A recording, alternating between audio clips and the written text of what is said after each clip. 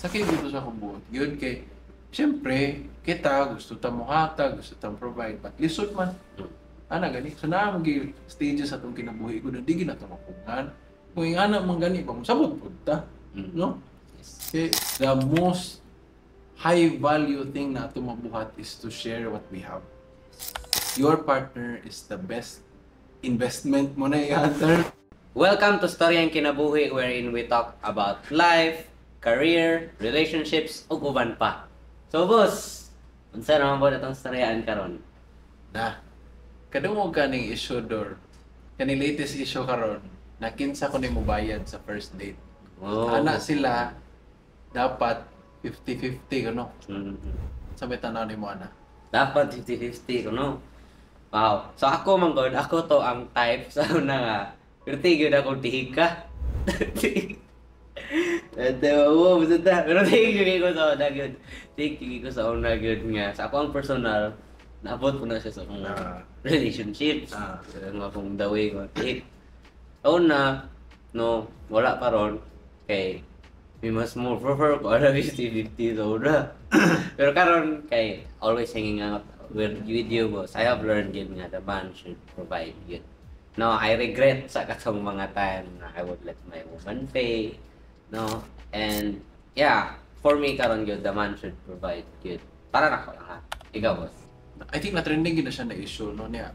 For me, depende mo guni sa stage na to sa kinabuhi. For example, let's say kita ang lucky door. Kita, lucky, we are expected to provide yun. Siyempre, kaya mo man ang ato, we are born to, anak man, mo man ang expectations sa ato. But kanya siguro, it depends on what level natakaroon or what stage. Kaya for example, if nag-skwela pa ta, we can expect na, di ba, siyempre sa ato ang baon, naghamatag i-consider, pliti, ato ang own food, if ato pa na-edit, wala na ta. Di ba, wala tayo kanon sa kuan tibok simana. So depende siya. Depende siya. So I think it's important to consider lang po na if ever on a date man gani. For me gid akong stance gid na isang lucky gid mo pay, no? Regardless if di ba na may uban moingon na kuan kanang kung kinsa nang hagad. Oh yes. Diba? So na sa may muhang kuan na. Irregardless lang para na ako yun kung kinsa may mean agad, I think the man should provide yun. Sa ako lang. Karon sa una, it was very immature, no? It was very immature gid sana. Ikaw mas mamatan ko ni unsay personal experience nimo nga kanang mauwaw ka. Nauwaw ka kay kanang imo gipabayad para mababay or unsa. Kana mo na akong gingon na stage ba? Kay naa ako stage sa una sa akong life. Nag-graduate na ko, nagtrabaho na ko niya. Trabaho ko bangko. Pag human ato, ni-resign ko. Diba? Kaya nagnan ako sa Sun Life. So, ang nahitabo was, syempre, starting out pa man ko. Akong savings, medyo gamay ra. Kaya, syempre, everyday good gasto niya. Starting out pa sa industry ba? So, nato'y time na nag-date me sa akong girlfriend. Date me. Niya, short juga yung gudor. Yang juga niya na, kanang lo. Pwede ka kanang karon lang ba ana niki lisod to na time with sa akong life gyud kanang bago pa ko starting out yung wala na ko 95 na trabaho ana gani pero sakit kito sa akong ego gyud kay imagine di ba lucky man ta ego man na pero kato siya na panahon na no kay isa na gito na hitabo kay pag human gid adto ni ingon gid ko na maningkamot gid ko kay ana gani kay lucky man gud ta no Yes. regardless of kanang gender ha, wala man ay gender ang provider. Pero for us lang siguro sa tuwang instinct, kanahan mo mo provide. So muna akong personal experience ana, sakit dito sa kubuot. Yun kay, siyempre, kita, gusto ta mo hatag, gusto ta provide, but lisod man. Ana gani, so na magi stages atong kinabuhi ko na di gina ta mapungan. Kung ingana man gani ba, sabot pud ta. No?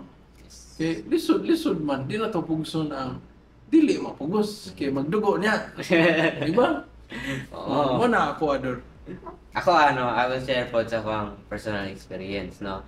Sa imo nga boss, nakat-on gyud ka na I felt ashamed sa akong kagalingon when I heard that story from you gyud nga a man should always be a provider. Katoy mo understandable man to kay na short ka. Ako kay lahi on top.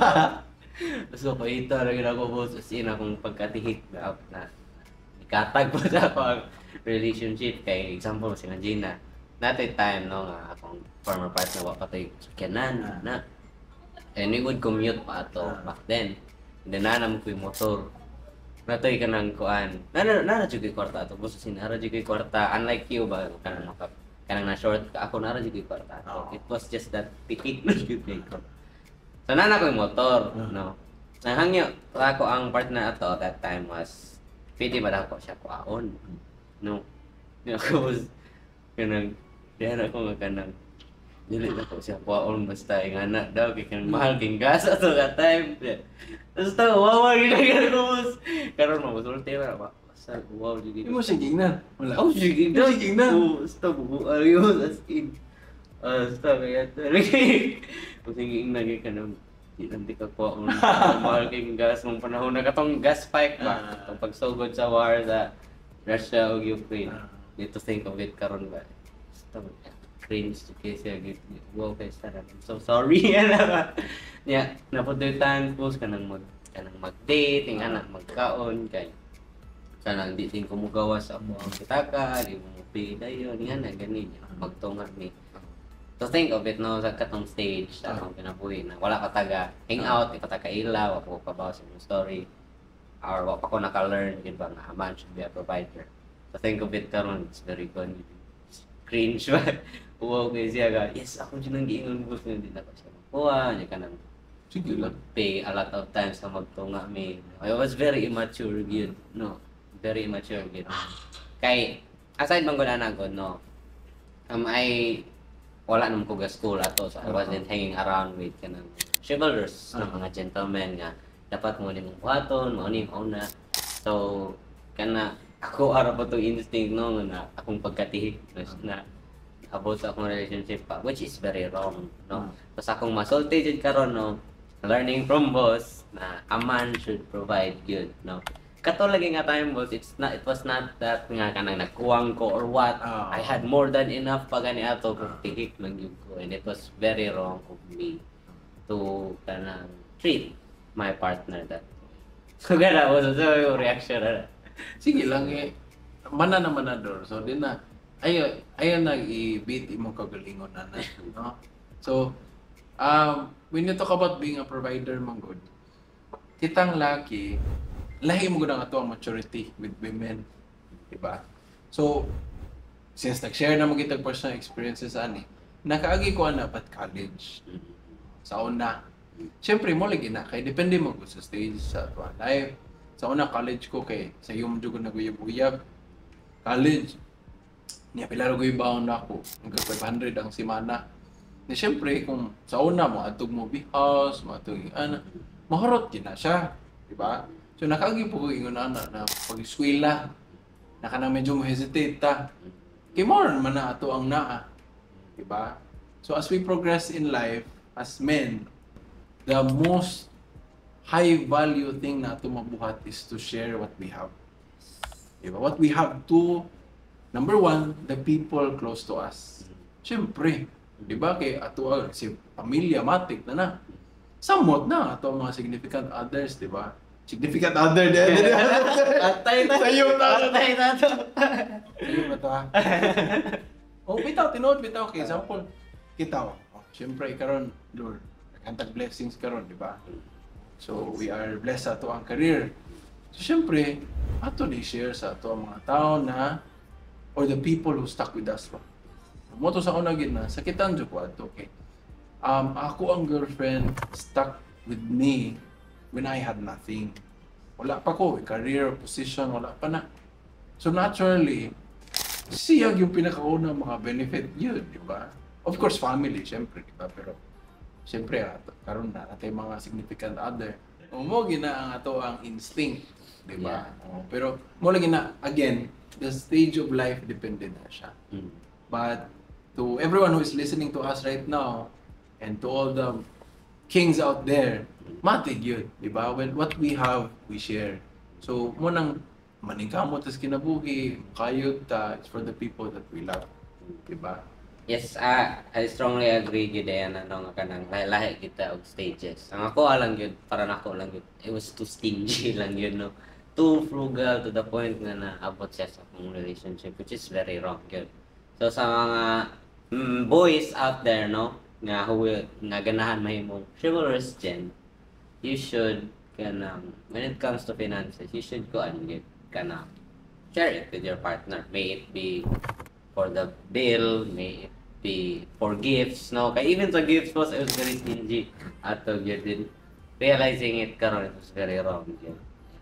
When I started to learn about relationships, kikan.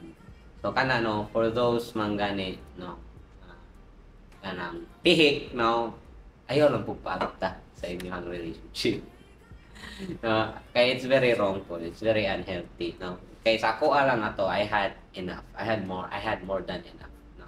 Lahi man po to, mga boss kay na short mo ko. Ako lang ato was just tihik ko and then abot siya sa akong relationship, which is very wrong. Siguro that's part of kanang realizing it karon, that's part of growing up. I think nasa ko'y ma-share na. Kita mo kung laki, kaning ato ang mga partners ba, very important na siya actually in our life. Just like what the founder of URC, Robinson's Land, Robinson's Malls, Mr. John Gokongwei Sr., your partner is the best investment mo na yung term. Okay, crucial man na yung partner sa imong success in life. Yes. Mag-agree ko na doon. Okay, syempre, kita, we are men who work. So, di ta pwede na distraction ng ato ang partner. Kailangan kaabag na to siya. Partner ba? Mo ganing partner. Di na nung kontra. Di ba partner? Ginato ang ato ang significant others. So, mutuwa sa kuha na kung yung who pays on the first date, basin girls. Inyong mga iyaw din ha, basin, dili pa nila tanaw na worthy mo invest. Kana one thing na siya. Kitinood mo na. Mutuwa ka na doon. Kaya pag college doon, mga past relationships na ako, di ko makaingon na generous jud ko. Karon sa akong relationship karon, makaingon jud ko all out generous jud ko. Because I see, and I think you would agree with me, nakita man good, we will invest in things. Adi mo nating ang ato ang partner. Yes. Where we invest in things, in hobbies, in bisag unsa, if we think na worth it siya. Ang usa sa na siya ingon ana. Eh kumpara nato dili worth it, di kita mo invest. So mo na ako ang take ana kay like I said, sa una nakasway mo ko may na stage. It was a stage in my life na kulangon pa akong kwarta kay estudyante pa ko. Pero for me, it wasn't worth investing yet. Kaya I don't have much. Ayun bata pa sa go. Diba? So I think kita, as men, natin mga stages in life, and the right partner will come, natanaw na to, worthy good siya. Not just money ha, time, effort. Okay, when you, nga na, kay broad mo guna siya, not just monetary lang. Yes. But in this case, who pays on the first date, kita mga laki, gid mo gasto gid ta. Kung tanaw na to, ngayon gastuan. Pinood na, di ba? Siguro, nga na, in the sense nga na, irregardless siguro, no, for those who are careful, who value their money good, nga kanang, doon ko ni gasto ag maayo, or kanang tunga ng goroyan ni kay kanang, basin niya, kanang hindi klaro bayhana ni. So, basta nga na, no, uban ba, careful. Bona. Or napay uban gyud nga. Chivalrous lang gyud sila.